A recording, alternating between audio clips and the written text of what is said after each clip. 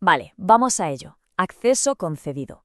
Se inicia la desclasificación del archivo HM001-EDU. Lo que tenemos delante es un protocolo de entrenamiento, casi un manual de supervivencia para crisis globales a una escala que ni imaginamos. Y lo más curioso es que la clave de todo esto se esconde a plena vista.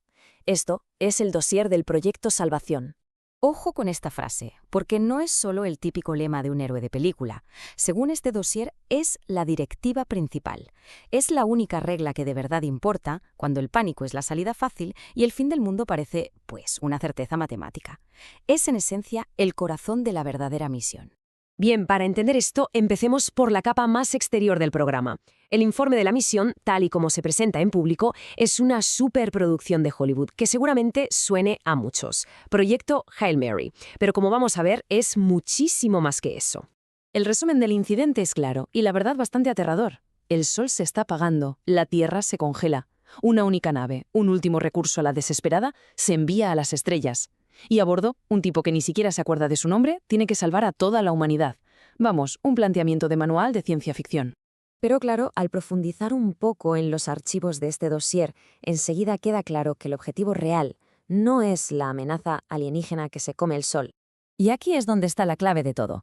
La película es solo el envoltorio. El caramelo es una herramienta educativa súper avanzada, una especie de simulador de crisis llamado Proyecto Salvación. Su objetivo es muy claro: enseñar que el método científico no es una asignatura aburrida del cole, sino que es, literalmente, la principal arma de supervivencia que tiene la humanidad. Vale, vamos a meternos en faena.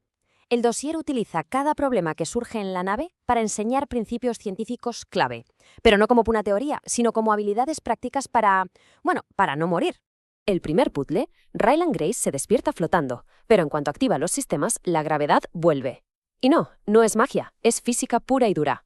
La nave genera su propia gravedad haciéndola girar, usando la fuerza centrífuga para mantener a la tripulación pegada al suelo. Y aquí es donde el dossier hace algo genial. Convierte la ciencia ficción en un problema de física de bachillerato. Nos pide calcular a qué velocidad angular exacta tiene que girar la nave, que tiene un radio de 50 metros, para simular la gravedad de la Tierra. La supervivencia, en este caso, depende de que te salgan bien las mates.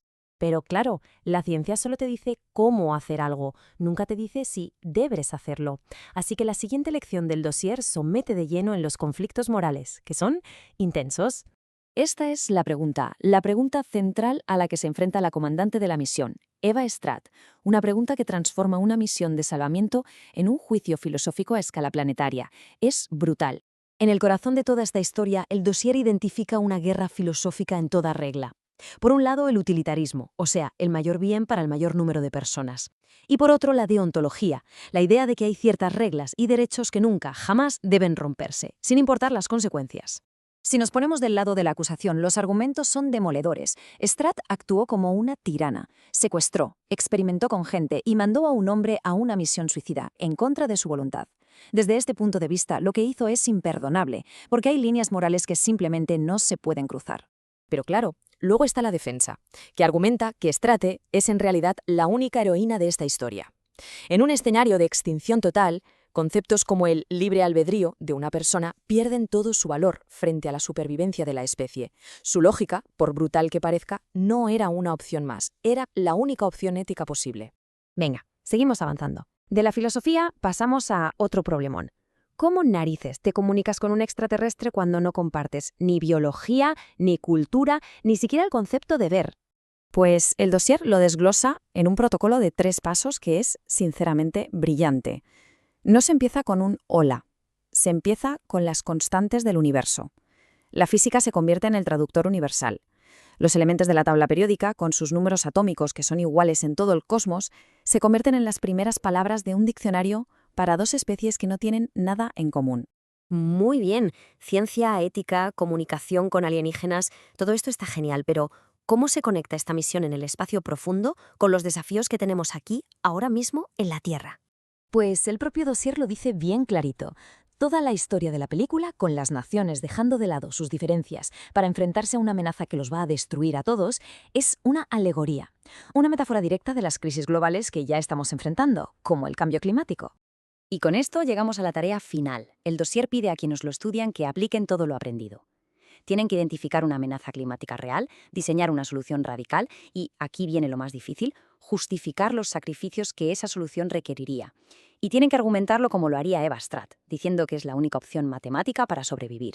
Y así se cierra el dossier, con un desafío que va mucho más allá de la pantalla.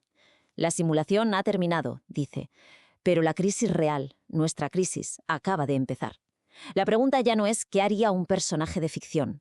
La pregunta ahora es ¿qué vamos a hacer nosotros?